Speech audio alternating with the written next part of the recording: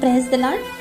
2025 November చివరి ఆదివారం ఈ విధంగా తన చిత్తం చొప్పున ఈ నెలంతయు సజీవులుగా ఉంచి కాపాడి దీర్ఘాయుషుతో కాపుదల ఇచ్చిన త్రియేక దేవునికి ముందుగా కృతజ్ఞతలు తెలుపుతూ నవంబర్ 9వ తేదీ 2025 ఆదివారం కొరకు ఏర్పాటు చేయబడిన పరిశుద్ధ బైబిల్ గ్రంథంలో వ్రాయబడిన విధముగా ఈ రోజు దేవుని వాగ్దానం. ఎఫెసీయులకు రాసిన పత్రిక 2వ అధ్యాయము 21వ వచనం. ప్రతి కట్టడమును ఆయనలో చక్కగా అమర్చబడి ప్రభువునందు పరిశుద్ధమైన దేవాలయముటకు వృద్ధి పొందుచున్నది.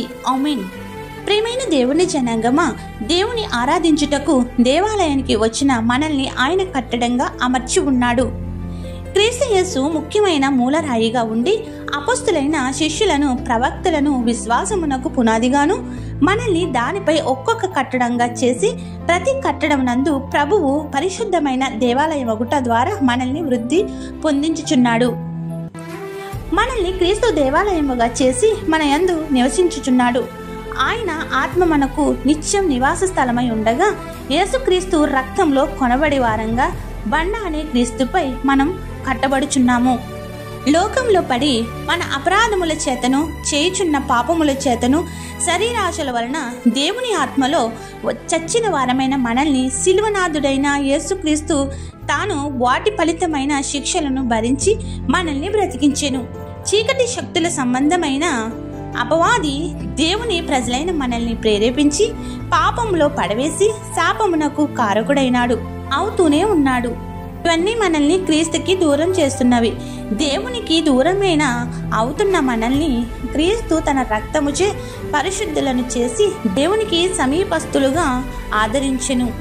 కావున దేవునికి మనకి మధ్య అగాధము సృష్టించిన సైతాను చెరలో నుండి విడిపించిన యేసుక్రీస్తు మనకు మధ్యవర్తిగా తానుండి దేవునికి విరోధమైనది ఏది మన యందు ఉండకుండా నిరంతరం ఆరాధించే వారముగా దేవునిని మనల్ని ఏకస్తులను చేసి నూతనమైన సృష్టిగా చేసెను.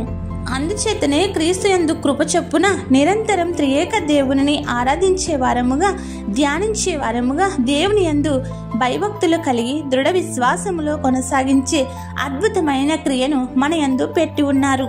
కావున యేసుక్రీస్తును ఆరాధించే ఈ ఆదివారమున పరిశుద్ధ దేవాలయంలో అడుగుడి ఈ నెలంతయు తన సిలువ చాటున మరుగుపరిచి కాపాడిన సిలువనాథుడైన యేసుక్రీస్తు యొక్క కృపావాత్సల్యతలకు కృతజ్ఞతాస్తుతులు చెల్లించుదాం.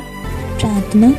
నిత్యము ఆరాధన నమ్మకవు దేవా, నిన్ను ఆరాధించుటకు మాకిచ్చిన ఈ తరుణం నిమిత్తం నీకు కోట్లాను కోట్ల స్థుతులను చెల్లించుచున్నాను. ఈ లోకమునకు వెలుగై ఉన్న ప్రభువా, ఈ లోక మాలిన్యం అంటకుండా నీ రక్తమిచ్చి కొనబడిన వారముగా నీ దేవాలయమునకు రానిచ్చి మాచే ఆరాధన పొందదగిన దేవునిగా నీవు మాపై చూపుచున్న నీ కృపా వాత్సల్యత నిమిత్తం కృతజ్ఞతాస్తుతులు చెల్లించుచున్నాము. ఈ వాక్య వాగ్దానం విన్న నీ బిడ్డలను నిండారుగా దీవించుము. ఎన్నో ఇబ్బందులతో సతమతమైపోతున్న మమ్ములను నీ రెక్కల చాటున మరుగుపరిచి నీవే మాకేడముగా దుర్గముగా ఆశ్రయం ఇచ్చినందుకు వందనములు చెల్లిస్తున్నాం. రోజు వాగ్దానముల ద్వారా మమ్మల్ని నీ సన్నిధికి రాణిస్తూ వినిపింపచేస్తూ వాక్యం ద్వారా మాతో మాట్లాడుతూ స్వాంతన చేకూరుస్తున్నందుకు వందనాలు. ఎందరో తమ ప్రార్థన అంశములు నీ సన్నిధిని విన్నవిస్తూ నీపైనే ఆనుకుని ఉన్నారు.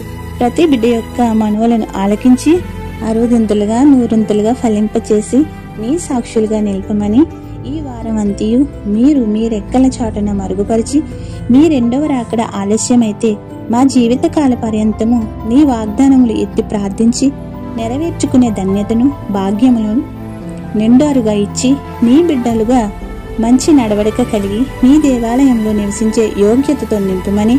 ఎవరైతే ఈ రోజున పుట్టినరోజులు, వివాహ దినోత్సవాలు, శుభకార్యములు చేసుకుంటున్నారో వారందరికీ నూరంతలుగా ఆశీర్వాదాలు కుమ్మరించి దీర్ఘాయుష్తో నింపుము.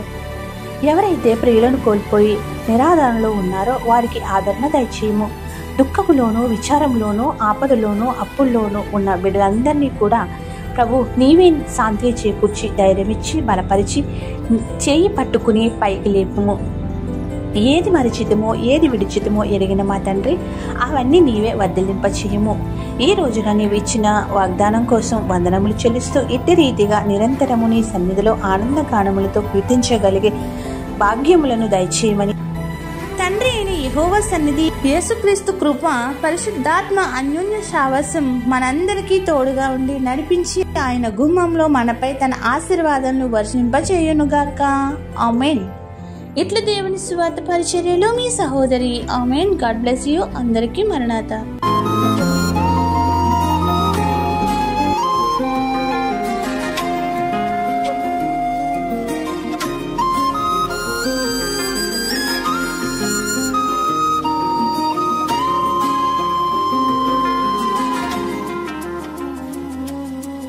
ఆరాధన స్తుతి ఆరాధన